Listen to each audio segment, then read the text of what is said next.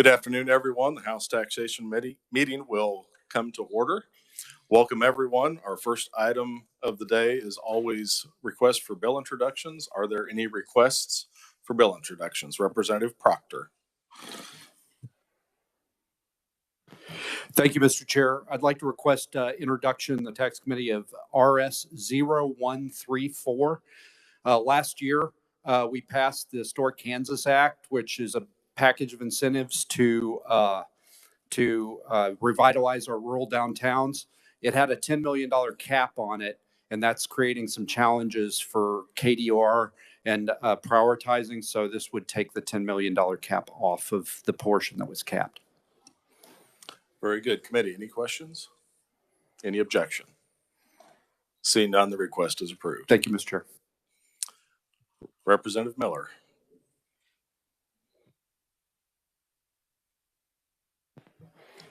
Thank you, Mr. Chairman.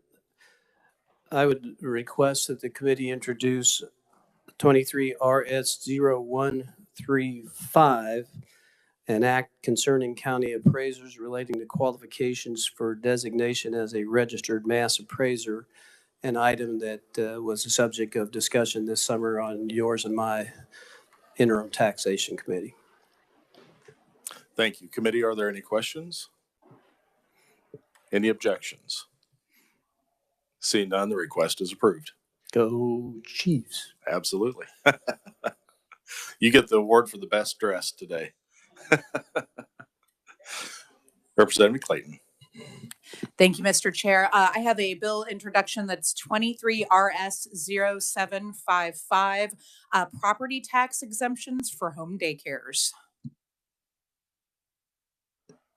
Thank you. Committee, any questions? Any objection? Seeing none, the request is approved.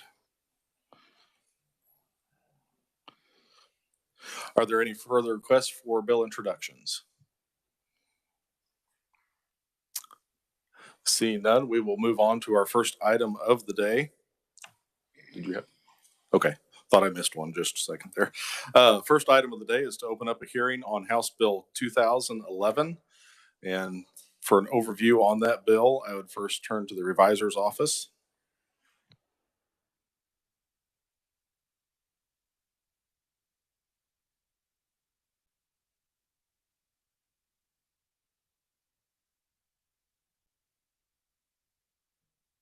Thank you, Mr. Chairman. House Bill 2011 would provide a Kansas income tax subtraction modification starting in tax year 2023 for compensation compensation received by members of the armed forces.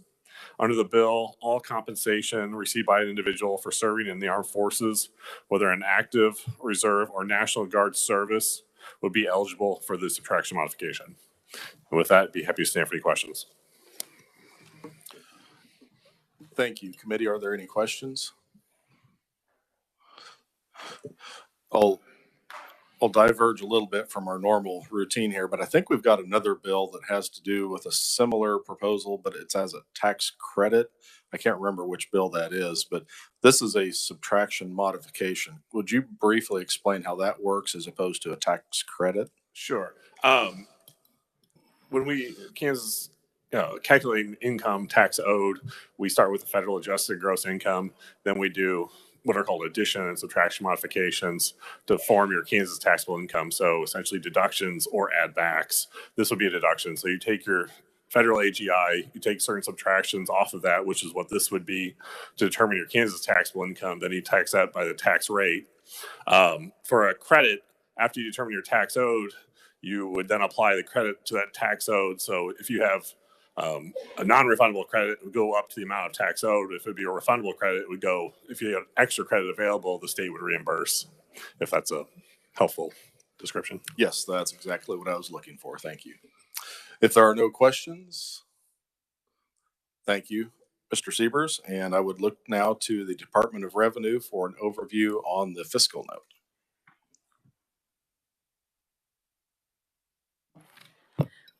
Mr. Chairman and members of the committee, Kathleen Smith with the Department of Revenue. The Department of Revenue is estimating that House Bill 2011 would reduce state general fund revenues by $10.9 million in fiscal year '24 and by $8.4 million in both fiscal years '25 and '26. We gathered information, or we collected our data from the DoD Personnel Workforce Reports and Publications. It reports that there are around 8,200 active duty members that list Kansas as their resident state, and around 10,165 National Guard members that list Kansas as their resident state. So it also provides in that report the amount of compensation that was given to these individuals. Based upon that and using an effective tax rate is how we came up with our estimates that I've just provided. With that, Mr. Chairman, I would stand for questions. Thank you. Committee, are there any questions? I do want to, first of all, speak to this just a little bit. I know we've had several similar bills over the years, and there's been some question on the fiscal notes, and I understand that if some of the proponents have access to different numbers, our department does really good work with the numbers that they are provided. If there's any discrepancy on those numbers, we would encourage you to bring that information to us so we can make sure and have the most accurate fiscal note as far as how it would impact the state. But if there are no further questions, Kathleen, thank you very much. We will now open up our proponent testimony section of hearing on House Bill 2011 and welcome first to committee Representative Pat Proctor.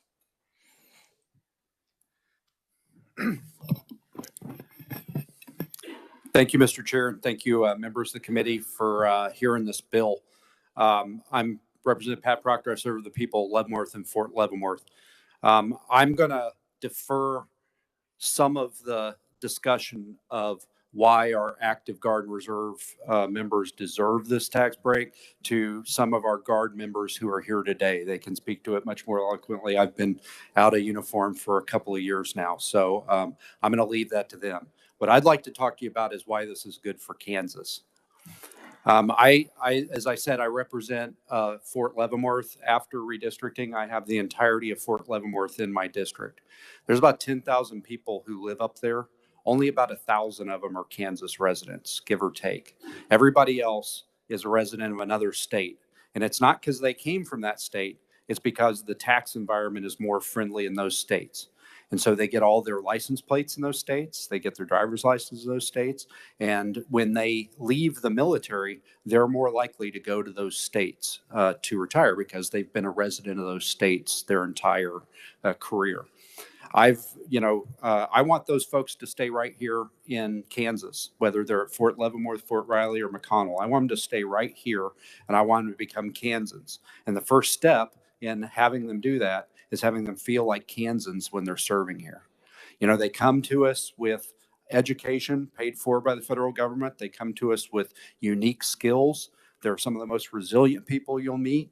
And their family members are educated as well. And they come with great health insurance when they separate from the military. And for all these, all these rural hospitals that are closing, having more well-insured Kansans is good for Kansas. But having more Kansans is good for Kansas because right now we're one of the top 5 states to move out of. And I want to reverse that trend. And so that's the main reason that I brought this bill to you. But another reason that I think that this is good for Kansas is because the U.S. military is good for Kansas. And I want to take just a minute to talk about the investment that the Department of Defense makes in the state of Kansas and how much money that is. We are number 30th in the nation, despite being one of the smaller populations. $3.7 billion is spent in this state as a result of having those military installations in our state. That's 1.9% of our gross domestic product comes from those military installations. It's about 1% of the total defense spending, which is disproportional for the size of the state. That's about $1,200 for every resident of the state that the Department of Defense is spending here because of these military installations. You might be asking, what's that have to do with tax bills? Well, I served 25 years in the Army. I know how the Army makes decisions, including decisions about where to put soldiers and where to put installations and where to put equipment. We're a very data-driven agency, the Department of Defense. I say we, I'm not in it anymore, but when I was in it, we were very data-driven. And I guarantee you that somewhere in the bowels of the Pentagon, there's a big spreadsheet with red and green bubbles for each state and the positives and negatives for putting military units, military installations in our state. And I guarantee you that we got a red gumball for charging military service members income tax, and Texas has a big bright green gumball for not charging income tax. And so this is just one of those ways, just like the House Bill 2066 that we heard a couple years ago to do reciprocity for licenses. This is just another way to make us more appealing to the Department of Defense so that they'll be bringing more service members and more units into our state and investing in our state. And I've already talked to you about the billions of dollars they invest. Every one of those dollars is increasing our gross domestic product and making us more prosperous. And so with that, Mr. Chair, I will stand for questions at the appropriate time. Committee, I think we'll go ahead and take questions as each conferee comes up. So are there any questions for Representative Proctor? Yes, Representative Butler. Representative Proctor, thank you for this bill. I know that I've read it and we talked about it. I was one of those guys that had residency in Texas until we finally retired back here, and I think and my son did the same thing until he got out just recently. And so I think there's some very good pros to this and helping Kansas grow. And when we're at installations like Fort Riley, that is always seeking to grow, to bring another brigade in. These are things I think that the Pentagon can use possibly to be able to do that. So just a statement. Thank you. Further questions? The 3.7 billion number that you referenced, is that the budget, or is that take into account like all of the other factors, like the impact on the communities, the groceries, the shopping, everything that everybody buys? That's a great question, Mr. Chair. That's an approximation from the Office of Local Defense Community Cooperation, and it's a roll-up of payroll, the property taxes that they pay in our state because they bought a house here. It's all the ways in which the military contributes to our state. But I'll tell you, secondary and tertiary impacts, I know just in Fort Leavenworth, they say that they contribute $6 billion to the greater Kansas City area. Unfortunately, some of it goes to Missouri, but there's a lot of impacts beyond what this number looks at. So if you add up all of it, it's probably way more. Thank you. Representative Beeler. Yeah, thank you, Mr. Chairman. And I would also add, I've got a retired Navy myself. My son's in the Air Force. My son-in-law is Army. My son-in-law and my son are residents of the state of Texas, and my son's truck is in my garage right now. What about property taxes? Is there anything about this that would encourage property taxes through this bill? Yeah, there's another bill that's on the docket today, which is going to address veterans' property taxes. But we already offer some breaks on like cars and stuff like that for active military. So that's already in statute. This is kind of an augmentation of that. Okay, thank you. Representative Sanders. Thank you, Mr. Chairman. So I want some clarification when you were talking about numbers of people who are here in Kansas, but they're residents of other states. So how does that work exactly? So the U.S. Civil Servicemen's Relief Act allows, or Servicemen Civil Relief Act, I apologize, FCRA, allows a service member while they're on active duty to claim whatever state they want, whether they've ever lived there or not. And their spouse can do the same thing. And so a lot of service members and spouses choose Texas because there's no income tax there. Some choose Alaska because they'll actually, if you stay an Alaska resident long enough, they actually pay you because of the pipeline. And so, but you actually have to have lived there. But so that there's nothing that says that a service member, because they're stationed here, has to be a Kansas resident. There's actually a federal law that allows them to pick whatever state they want. So even if they are residents of the state of Kansas, when they enter the military, they can decide, well, I'm now a resident of Alaska. Yep. And that's what they're doing in droves. That's why 90% of the people who serve on Fort Leavenworth are residents of other states, even if they're from Kansas. Thank you, Mr. Chairman.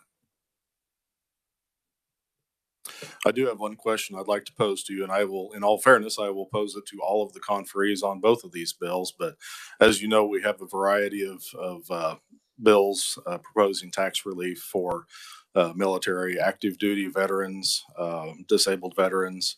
We have property tax. We have this income tax bill. I think we also have some sales tax bills. Where would you rank this? I'd love to fund them all.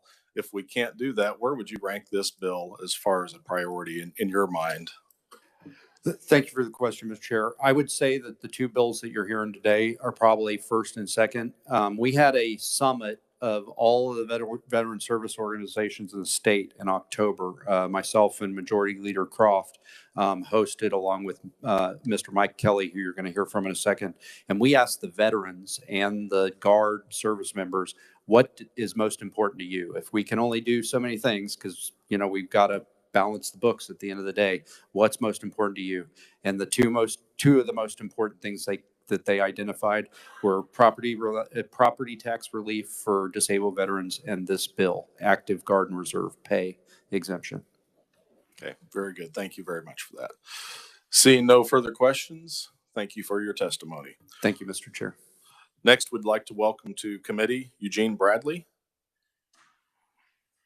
Welcome to committee, or should I say welcome back? This is a third year in a row. I'm making myself a little bit at home. I'm enjoying it. Really do need to thank committee. Thank you again for having us as a group. As was mentioned, we had a wonderful summit. We had a workshop again in December to kind of roundabout and meet again. And you're kind of seeing the result of that. There are a lot of veterans in the room, and there are a lot of guardsmen that wish they could be here but are busy doing the job.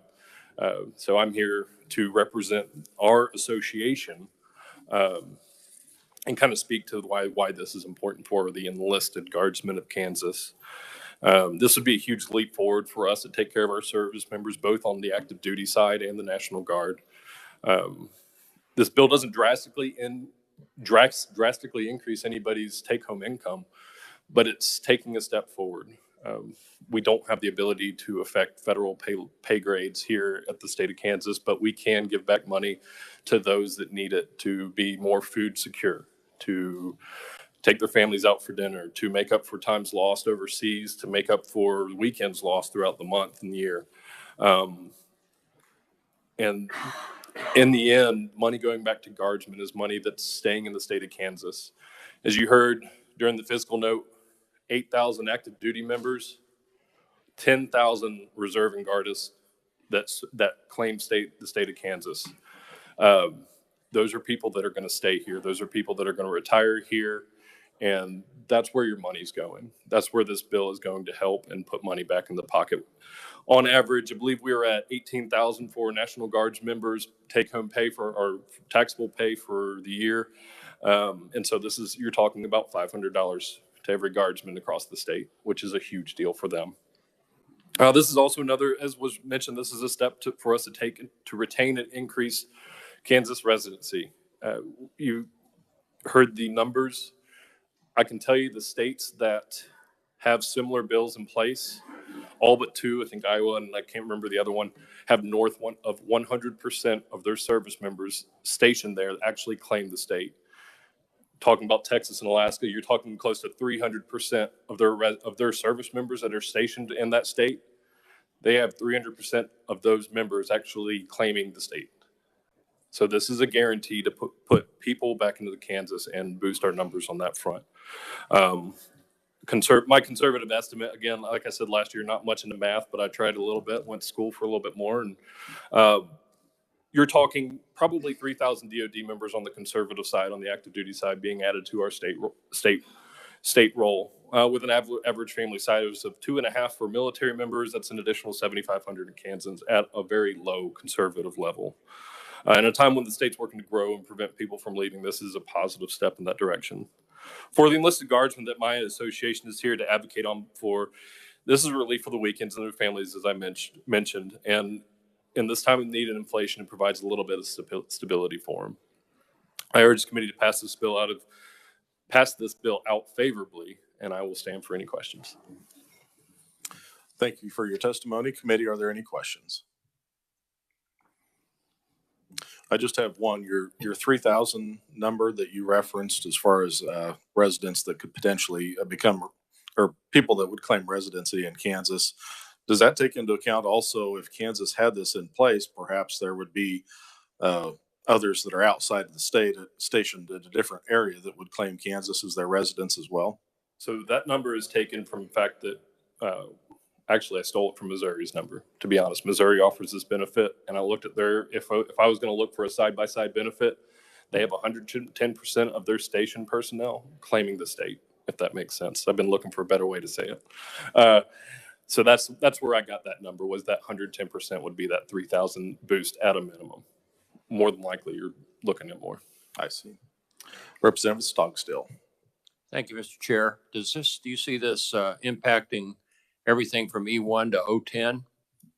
Yes, sir. You do. I see it affecting the lower end, and while the lower enlisted may not necessarily make the most, they're the ones that are going to appreciate the help. That's where I don't know how many of y'all are aware of the basic living allowance that the DoD put in place this year, but it was to help military members that are living well below poverty, and that's your junior enlisted folks. Specifically for Kansans, those are your students. Those are the folks that are, they're doing the bare minimum to scrape by, and they're using the money from the Guard to pay for books and make a living while they're going to school and traveling over across the state for drill. Great. Thank you. Representative Bergkamp. Thank you, Mr. Chairman. What would you say is like the top 2 reasons why somebody joins the National Guard in Kansas? I would say the top 2 reasons that they join would be 1, for education, and 2, the propensity to serve. Okay, thank you.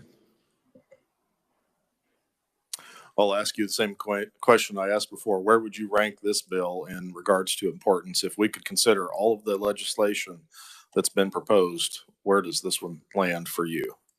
For the enlisted association, this would be our top priority.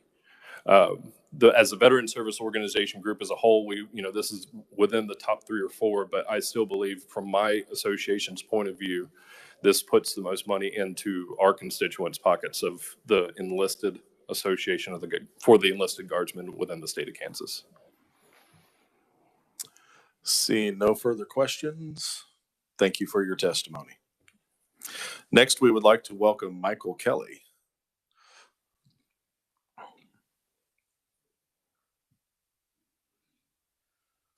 Thank you, Mr. Chairman.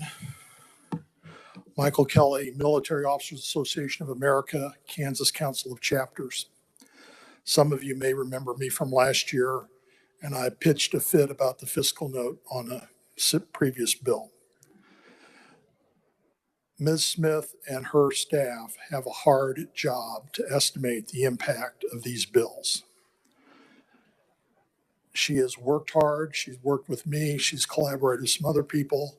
I think we are in a much better shape for accuracy of the fiscal note this year, much better shape. I compliment her for reaching out, and I compliment her for listening to the people I put her in touch with. And so I think we have a much better picture. Nothing will be 100% accurate. The only objection I would have, and this is hypothetical at this point because I haven't read the whole fiscal note.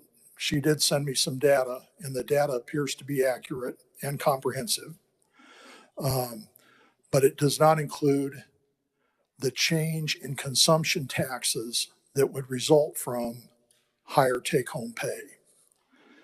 So when you don't have a state withholding, that's going to go into your take-home pay, and most people are going to spend that. Some people will save it, but most people will spend it. And if you spend it in Kansas, you're going to get a use tax or a sales tax on that. And I don't see any accounting for that. But I'm going to read the fiscal note in its entirety and carefully. And if I have any problems with it, I'll send a note to Ms. Gerard for the committee. But I want to say Ms. Smith team did a great job on this one this year. So feel good about that. This is a good bill. I want to thank Representative Proctor and the more than 24 co-sponsors of this bill.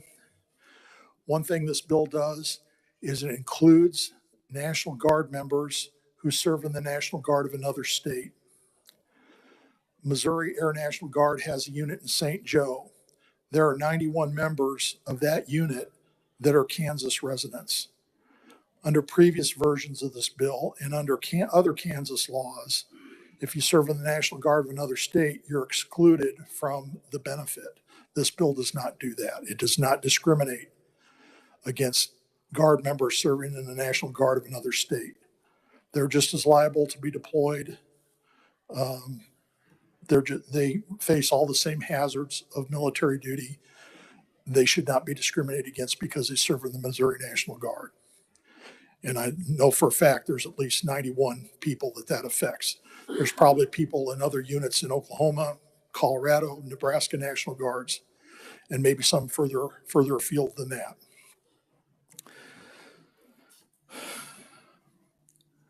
Kansas should recognize the selfless service of all of our military folks. I want to go back 2,500 years. Persians were attacking Greece.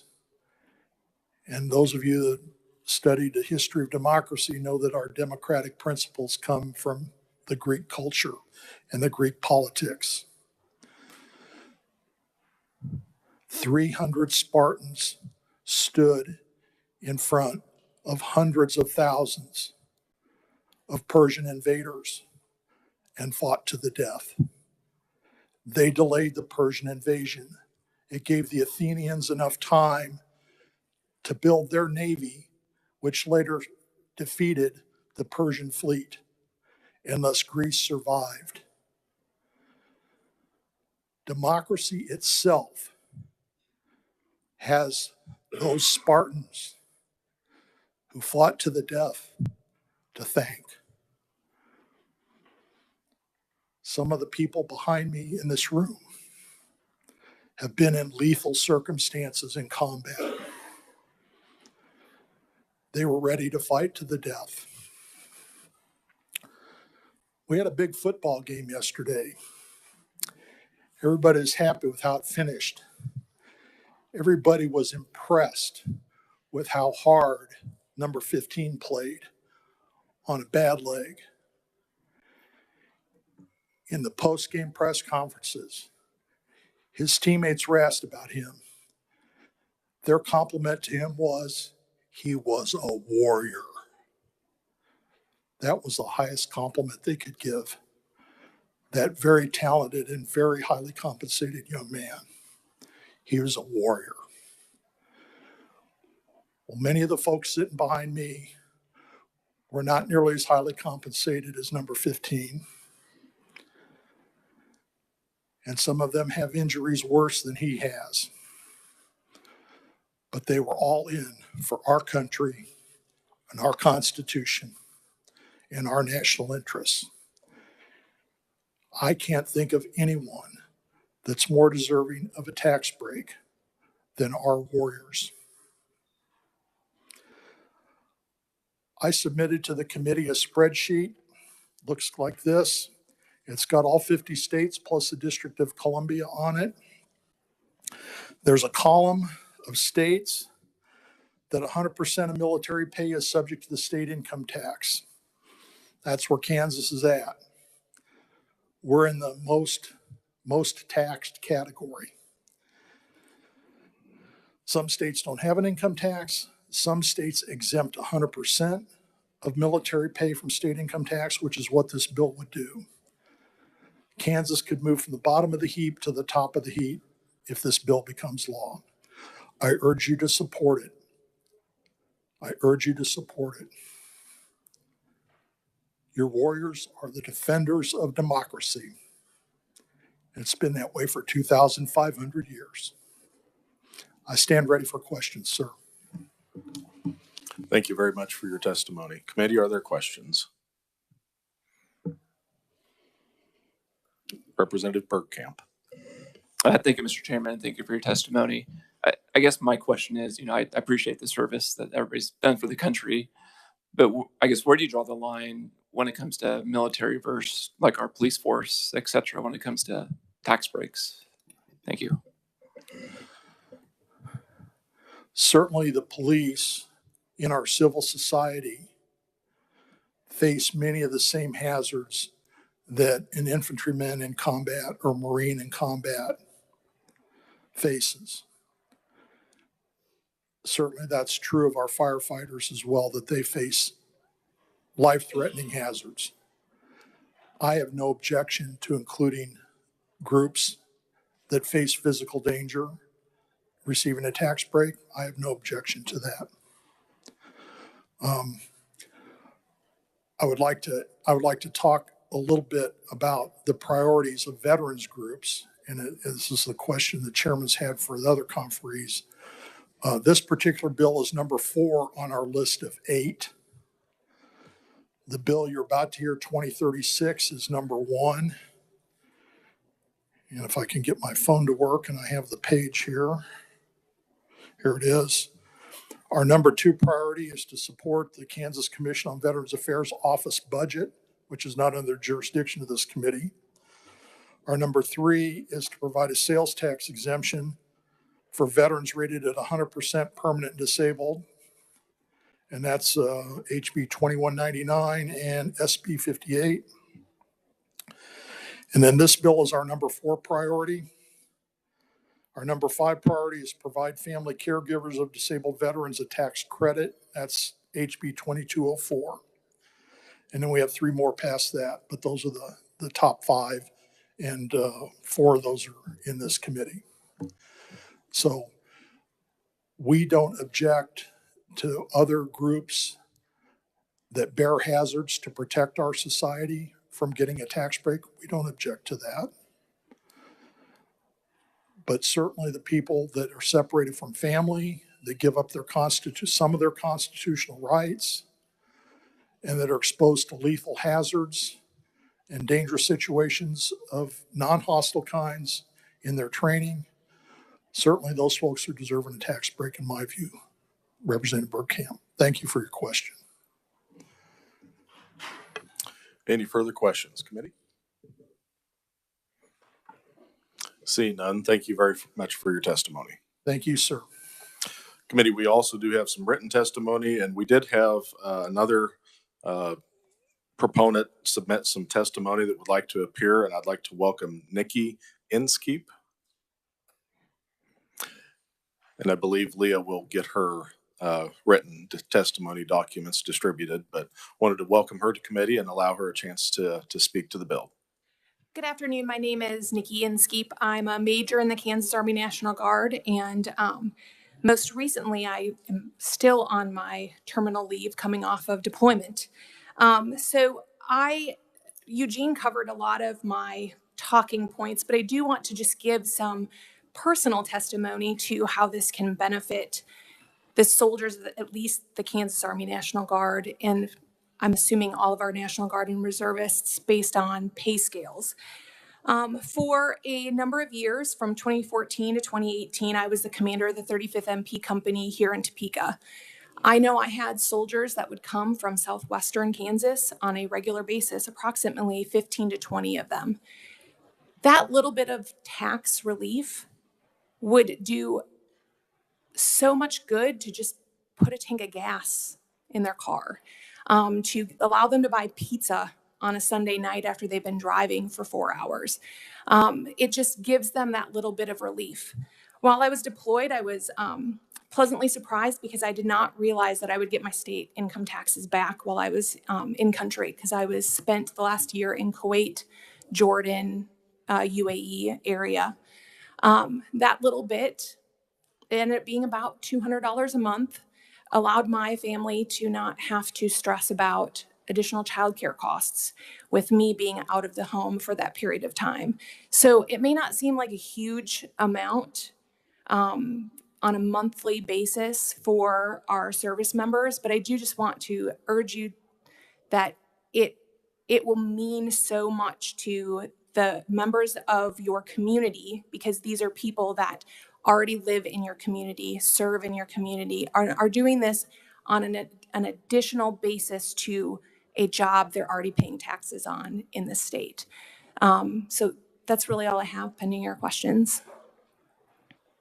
Thank you. Committee, are there any questions? And have you considered where you would rank this bill in regards to the others that we have to consider? So I'm representing the National Guard Association of Kansas, which is the Officers Association for our National Guard members. And so this is our number one priority for the guardsmen in the state. So, Committee, are there any further questions? Seeing none, thank you for coming today. Thank you so much for the opportunity to speak. We do not have any neutral or opposing testimony. Is there anyone else that I've missed that's wishing to appear on House Bill 2011? Seeing none, we will close the hearing on House Bill 2011 and open our hearing on House Bill 2036. And again, I would look to the revisor's office for an overview, please.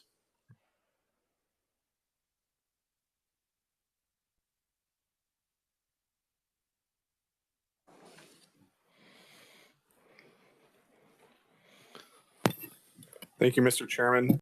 House Bill 2036 would provide a property tax exemption for homestead property of certain retired and disabled veterans. This would start and commencing in tax year 2024, so next tax year. There'd be a schedule essentially, I'll go through it, based on the disability rating of the percent of assessed value that the homestead would apply to. So 60% of the homestead property assessed value for a disabled veteran who has a disability rating of at least 30% but less than 40% would be exempt. So going from there, 70% would be exempt for individuals with a disability rating from a service-connected disability between 40 to 50, 80% of the homestead assessed value for a disability rating between 50 up to 60, 90% for disability rating of at least 60 but less than 70%, and then for a full exemption of property tax for a disabled veteran who is permanently confined to a wheelchair or has a disability rating of at least 70%. Additionally, there would be a full exemption for a disabled veteran who is 65 years of age or older. Then lastly, the surviving spouse of a qualifying individual would be entitled to the exemption until such surviving spouse remarries. And with that, I'd be happy to stand for any questions. Thank you, Adam. Committee, are there any questions for the revisor? Is the I guess I would say kind of the schedule here on the percentages, is that used anywhere else in statute? Does this kind of follow anything else we currently have in place, or was this brand new? My understanding, this is brand new. I'd have to look at it a little bit more. I'm not aware of anything on top of my head. Okay, I just wanted to make sure we were consistent if there was other areas where that applied. Okay. Seeing no further questions, thank you for that overview, and we will now turn to Department of Revenue for an overview on the fiscal note.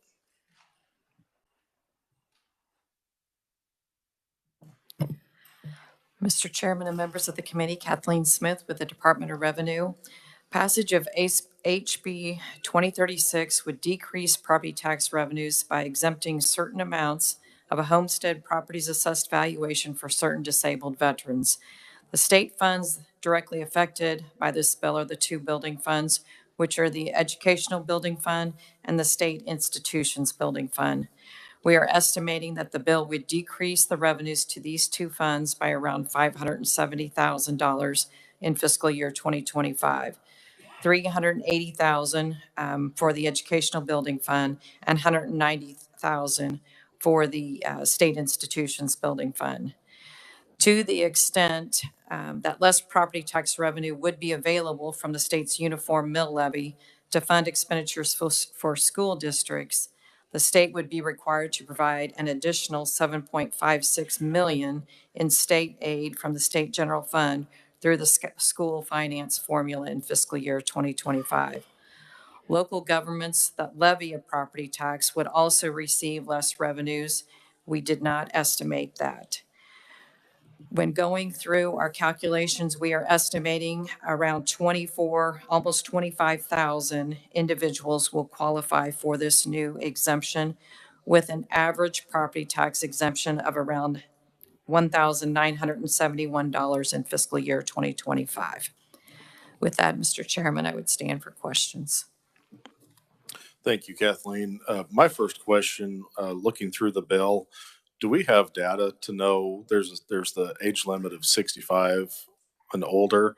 Do we know how many potentially, if we took that age cap off of there, or that age limit, would that impact the fiscal note? Do we have those numbers? We are estimating that around 35% are 65 and over. Okay. All right, committee, are there any questions? Seeing none, thank you again for your fine work and your overview on the fiscal note. At this time, we will open up with proponent testimony and welcome back Representative Proctor.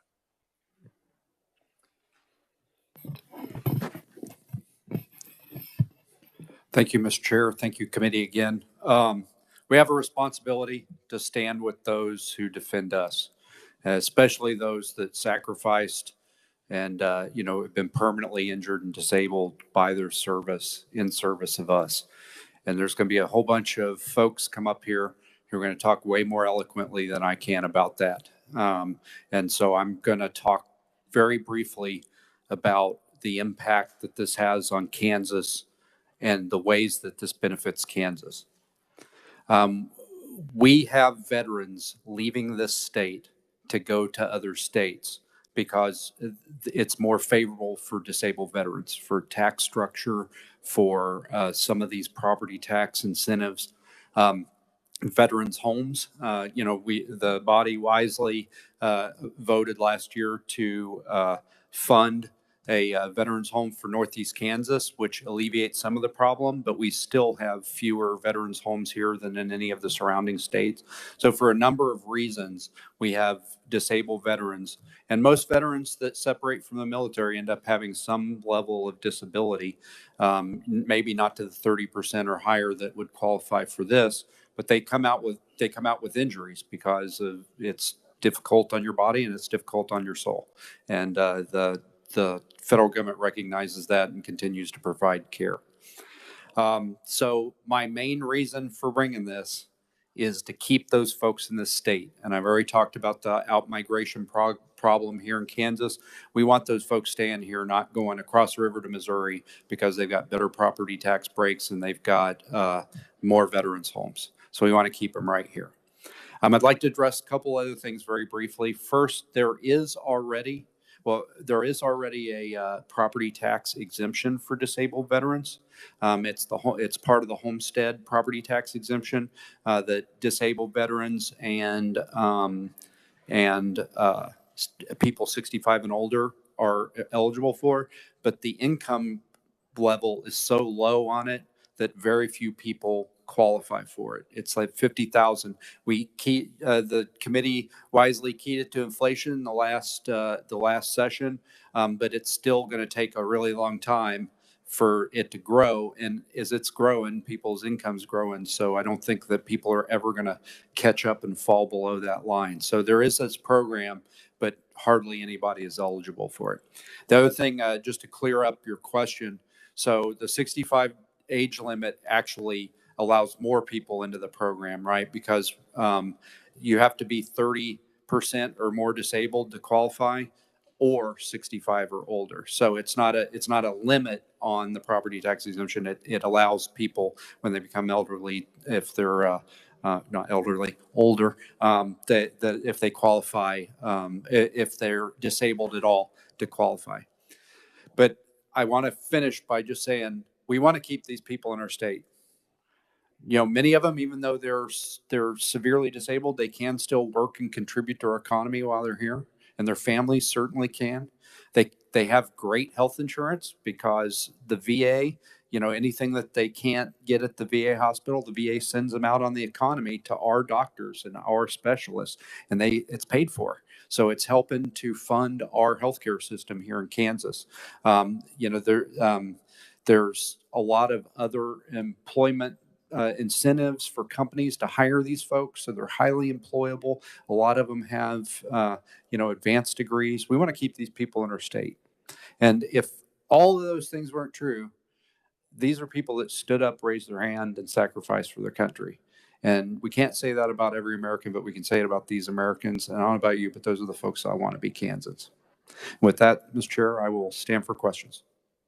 Thank you, Representative. Committee, are there any questions? Representative Bryce. Thank you, Mr. Chair. Thank you for testifying. I just had a quick question at the bottom of the summary. It indicates that a surviving spouse presumably would inherit the property from when the military member passes away. And it says that they are entitled to the exemptions until they remarry. And I'm just wondering, what's the logic behind that? Because it seems like it's giving an incentive for people for financial reasons to not marry. And I'm not sure if that really mitigates some of the cost of the state or what the reasoning is for that. Thank you very much. I would tell you that a lot of the other disabled veteran benefits at the federal level, the language is the same way. So that's why it's done that way. But I absolutely would not object if we struck that and kept them eligible after they remarried. So that's why it was done. Representative Butler. Thank you, Mr. Chair. I know this is Mr. Representative Butler and then okay. Stocksdale. Sorry. Thank you, Mr. Chair. Which of you had a harder question? I want the easy one. No, go ahead. Thank you, Representative Proctor. Recently, I read a statement that said that Kansas was ranked 17 out of 50 in military-friendly states. I think it was done in 20 or 22, or 20 or 21. And I've had a couple of our constituents in my district raise these questions. What can we do to make this a better, more friendly for veterans or military? Would you think that this would increase that, have the potential to increase our ranking on that? Absolutely. And I think Mr. Kelly may come up and talk to you about our ranking states, but I'd say absolutely. This is a program that other states do in varying degrees or in varying permutations. And we are losing veterans to those states. And so that's, as I said, that's exactly why I'm bringing this.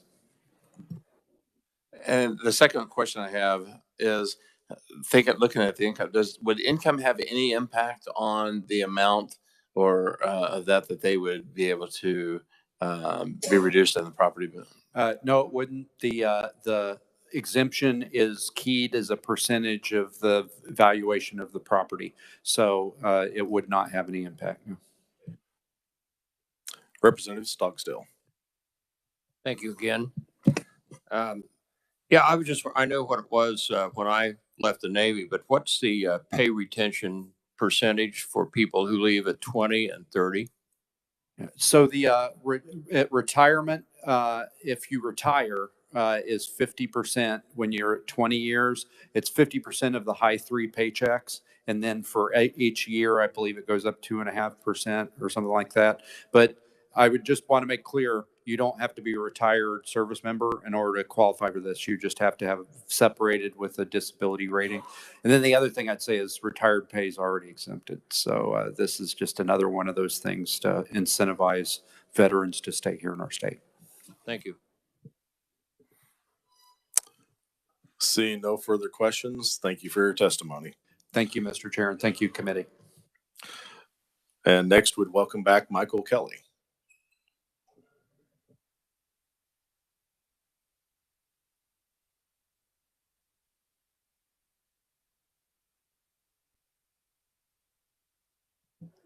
I'll dispense with any further military history. I think we got enough in my last testimony. It's still germane, though. We support in Military Officers Association of America, Kansas Council of Chapters. We're in favor of this bill. It would recognize the service of veterans and disabled veterans. Remember that disabled veterans, they're service-connected disabled veterans, they are rated that because they saw injury or illness connected to their military service. And in the Code of Federal Regulations, Title 38, it talks about the idea of the percentages of disability. And a 10% disability in the estimate of the federal government means that that person will likely be able to work for 10% less hours or at 10% less valuable work than a person without the disability. And the similar percentages all the way through. Now, nobody's going to claim mathematical perfection on their rating schedule against that.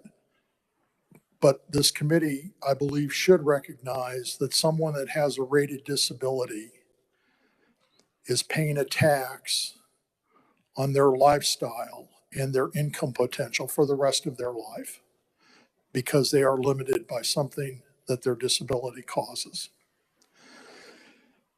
Should we give those folks a tax break on their property? I believe we should. The tax break in 2036 is much more substantial than the tax breaks that are currently in law under the homestead provisions. And I think a more generous tax break is warranted. I will say there's another bill, it's SB 80, and it's going to talk about the homestead tax exemption, and that has an income limit, and that bill would exempt Social Security benefits from the calculation of the tax or the income level. So if you're drawing Social Security, that wouldn't count against your eligibility for the homestead tax. That's a different formulation of the existing procedure. I would like the committee to push this into law to get something more generous and more substantial. In the United States, the Department of Veterans Affairs, and this is 2021 data, said that there were 5,225,000 disabled, service-connected disabled veterans. And doing the math, Kansas is a little bit less than 1% of that. So we have about 47,000 disabled veterans. Now that's rated from 0%, which is a valid finding, to 100%. So where you cut this off, you can cut it off by disability percentage if you want to do it that way. And that's the way this bill is written, that if you have a certain disability evaluation, that your tax liability is reduced by that, or resulting tax liability through the process will be reduced. So we're talking 30% or more. That is about 35,000 Kansans who are service-connected disabled veterans. 35,000 that are 30% or more would be in this bill. What I would urge you to consider, though, is that many of those folks are renters. Some of those folks are in congregate living facilities. We have approximately 200 veterans out at Fort Dodge. We have about 200 veterans at Winfield in facilities administered by the Kansas Commission on Veterans Affairs office. There are numerous other veterans in other nursing facilities, and there are some domiciliary facilities at Leavenworth and Topeka. I don't know if Wichita has one or not, but I expect they do. So the 35,000, the number of people that actually file a tax return, and there are people that live with extended family that don't own the property. So when you get through all of that, there's probably not a lot of those 35,000. Now, I don't have a hard number for you. I'm pretty confident 35,000 service-connected disabled veterans in Kansas. I don't know how many of, I don't know what their living condition is, whether they own property and pay property taxes on their own behalf. I don't have that number. I'm going to look at the fiscal note, which I haven't had a chance to see yet, and see if it gets to any of those issues. But the number of Kansans over 65, that can be ascertained pretty readily. So you have to add that in, as Representative Proctor said. So the fiscal note on this one might need some more work. And I'm not saying that as criticism of Ms. Smith or her staff. I'm just saying this is hard to get the demographics right and be able to cover it. But veterans who have a service-connected disability, they pay their tax every day because their joints don't bend, because their hearing isn't good, because their vision is poor, or whatever other condition that they have as a result of their military service. And once again, they did that defending our national interest. So that's why they should get a break. I'm happy to take any questions, sir.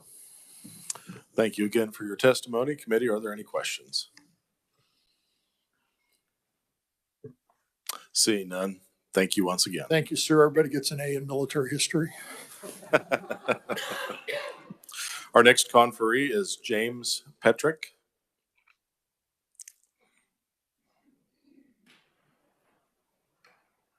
Welcome to committee, sir. Well, Chairman, committee members, and distinguished and visitors. My name is James Petrick. I'm a U.S. Army retired veteran staff sergeant, 23 years. I spent 3 years and some as a reservist, and I spent 1 year in the National Guard.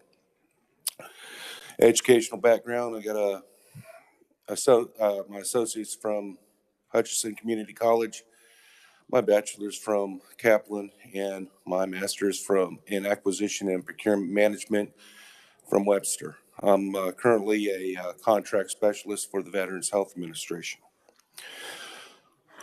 As Representative Proctor stated, as my time as a soldier, at one time, I was a resident for the state of Texas. I also was a resident of the state of Alaska. And pretty much the reason is that my wife at that time was a resident of Alaska, and she had to pay taxes because she was married to me. Really went good from the marital bliss. The last 4 years, we've gone through a lot of crazy stuff with COVID. We've gone through a lot of stuff with supply chain, and really prices are going up, and we no more and try to recover or save some money for something than we get a property tax bill. And I'm up for paying part of my property tax, but as a disabled, 100% disabled, service connected, it kind of gets rough. Sometimes I have to work, and I also volunteer with VFW, with the writers doing funerals, and I'm a member of all the VSO organizations out there. And so I'm kind of disappointed that, everybody thanks me for my service. Everybody's grateful for what I did for the last 27 years wearing the uniform. But it's kind of a slap in the face when I'm paying taxes and I'm watching some people are exempt due to non-residency. That's here and that's working here in this state. So appreciate the time. And if anybody happen to have any questions with Laura listed, I'll yield my time for that. Thank you, and thank you for your testimony. Committee, are there any questions? Seeing none, thank you once again. Thank you, sir. Next conferee, I'd like to welcome Dick Miller.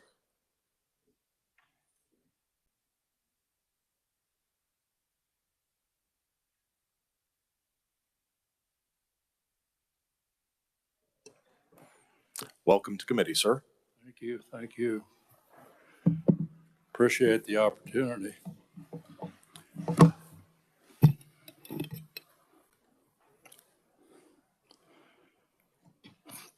I want you to humor this old man if you would. I'm having a little trouble reading for one, and I'm going to have to read what I have here because my mind is about shot too, so I can't ad lib. Anyway, my name is Dick Miller, and I'm acting as a citizen of Kansas and as chairman for the Kansas Disabled Veterans Lobby, which is a grassroots group of veterans who wish to afford property tax exemptions for disabled veterans. Representative Pat Proctor has introduced the bill 2036, which offers certain disabled veterans property tax relief. Representative Proctor's bill does not word for word duplicate what our group suggested, but it certainly is close enough that it's worthy of our support. Thanks to Colonel Proctor and the other drafters of this bill, along with numerous senators and representatives from across the aisle, incidentally. And I truly think we have a bipartisan support for this bill. And enacted if it's enacted, the real winner here is the disabled veteran. As a disabled Vietnam veteran, I wish to pay homage, first of all, to some 58,700 of my brothers that paid the ultimate price in the Vietnam skirmish. I also salute the some 41 to 47,000 Kansas disabled vets and their struggle to overcome numerous service-related disabilities. I hope this committee understands that Veterans Administration does not award a veteran's disability rating lightly. You go test after test to verify that your disability was service-connected. And the truth be known, most vets would trade their disability stipend for the return of their health. In Kansas, most disabled vets are mainly trading their disability reimbursements straight across the board for the various tax obligations in Kansas. From our sales tax, our income taxes, and of course property taxes, little is left for the veteran. Right or wrong, the old USA seems to always be at war in some form or another, whether it be a war or whether it be a skirmish, as was Vietnam. Too many times our leaders pound their chest in pseudo manliness, hastily voting to send their young lads to war. It's so easy to send them away. But for some reason, and it seems to be legendary, the citizens of our country balk at the costly repayment of the sacrifices made. The leftovers of war are so easily forgotten. This tax committee knows full well we have hundreds of ancillary services required of our constituents, from basic infrastructure needs to health care, from recreational complexes to public education, from law enforcement to potholes. Everything is a priority, except for the recognition of our disabled veterans. Please understand House Bill 2037 does not discriminate as to whether the veteran is destitute or rich. It does not cap the veteran's household income. It does not cap the value of the home. That's not what this bill is all about. It's a standalone bill wherein we Kansans are simply recognizing our disabled veterans for the atonement they've made on our behalf. For a moment, please ponder this government statistic that reveals that our generous nation fronts more money and services to illegal immigrants than it does the American disabled veteran. Year after year, our veterans put their lives on the line, dedicating their freedoms to a world of individuals that have no skin in the game. It does seem our nation and our state have simply ignored the sacrifices of our military veterans. And to add insult to injury, Kansas embarrassingly ranks 5th from the bottom that I can find of the list of all of our United States as it relates to benefits afforded to the disabled veteran. And I could refer, I've had those statistics, I emailed them to Leah, and maybe you could, I don't have those with me. But friends, you know, something's not right in Kansas. I apologize for my political rant, but this discrepancy needs to be addressed, and I believe House Bill 2036 will accomplish this. If you please, emotionally, allow me an example of a true Kansan and his service to our state and country. I hope you have reviewed the written testimony of my lifelong friend and fellow Vietnam veteran, Colonel John G. Dunn, who, like many of our state's veterans, sacrificed dearly in the service to his country. His sacrifice was simply 5 years in a Cambodian bamboo cage. We Kansan raised an American hero in Colonel Dunn. Here was a Kansas POW that sustained and still suffers from serious health issues. His injuries and his lingering malaria have fostered true disabilities. The takeaway here is that John was the typical Midwestern American. He grew up in Kansas. He graduated from Kansas University, felt the desire to serve, and paid the ultimate price. John loved Kansas, and he always felt that he would retire in his home state. And of course, I continually try to convince John to retire in Kansas. You know, minimal traffic, he's in Miami. John, however, would reply, Kansas tax laws simply do not favor a disabled veteran. I would give up half my retirement if I returned to Kansas. I said, have you taken into consideration the Kansas Disabled Veterans Benefit Package? You know, a free fishing license, a free license plate holder. Well, tongue in cheek, I'm sorry. But sad to say, Kansas laws simply ignore the plight of disabled veterans. And we all know full well our tax laws do not portray the will of such a generous state. And I think we can fix that with this bill. Allow me, if you would, just one more sidebar, this portraying of the true fiber of our fair state. This is a quick story of John's return home as a POW. 2 weeks after his release, he requested 2 of his veteran friends come to Ohio and pick him up, take him home. I was one of the honored guests to pick him up, and in true fashion, Hutchinson's Dillon companies donated their corporate jet to bring John home. John's condition was not good. Still infected with malaria, he could barely hold a cup of coffee. But after a tearful reunion with his buddies and his parents at the Ohio airport, we headed home with our brother.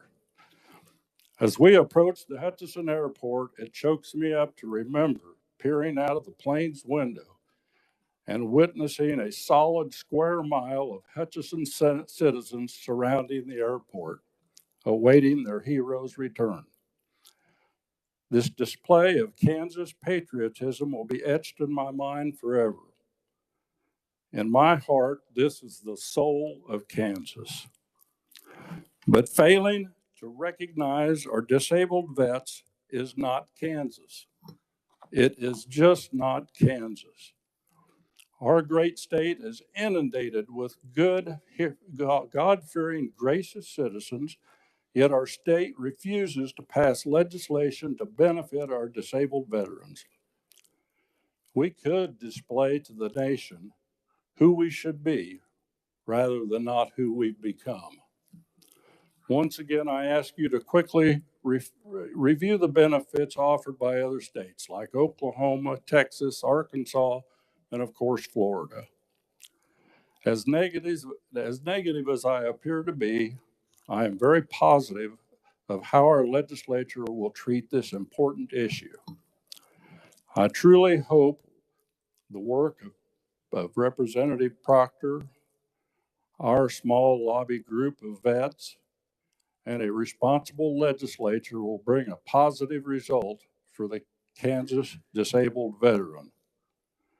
And please, if you will, do not ignore our state's obligation to the forgotten and unintended consequences of war. Thank you very much. Thank you. We do have a question from Representative Alcala. Thank you for your testimony. I do have a question for you. And don't get offended, but I'd like for you to define to me the people that are migrants, or you implied. I also heard it in between the lines in the previous speaker. Can you explain to me what benefits they're receiving that I can't hear that, sir. Can you explain to me what benefits they're receiving that veterans aren't receiving? Well, alleged, the articles I read, and of course, everything you read is rumor, that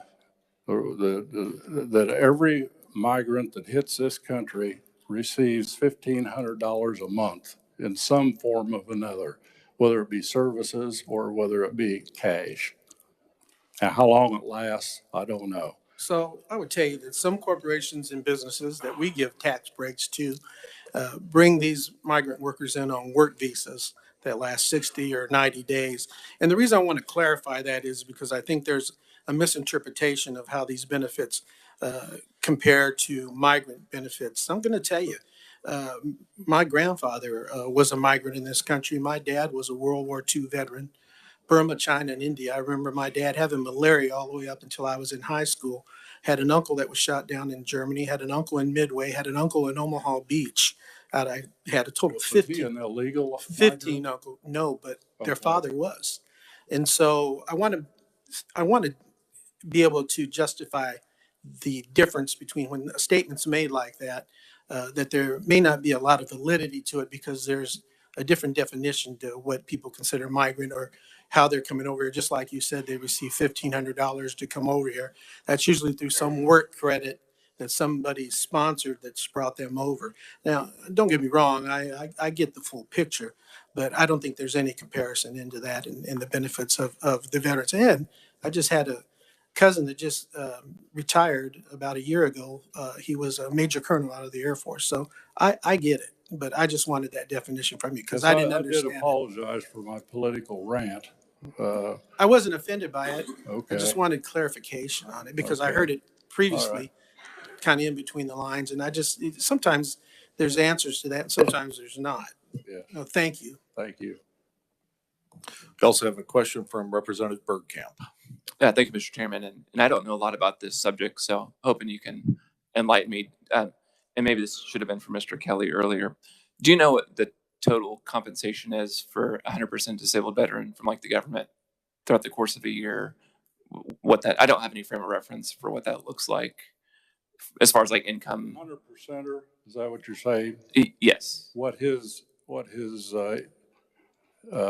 stipend would be from the government? Probably $3,500 a month. Okay. Thank you. Appreciate that. Yeah. See no further questions. Thank you again for your testimony. Well, thank you for your time. Appreciate it. Thank you. Committee, that concludes our oral proponents for House Bill 2036. Is there anyone else wishing to appear on House Bill 2036? Yes, sir.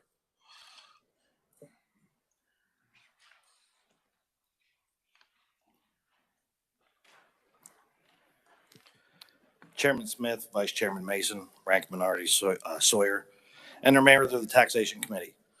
Good afternoon, and thank you for allowing me to speak. My name is Harry Schwartz. I'm a life member of the VFW and a veteran service officer. I'm here today in support of House Bill 36.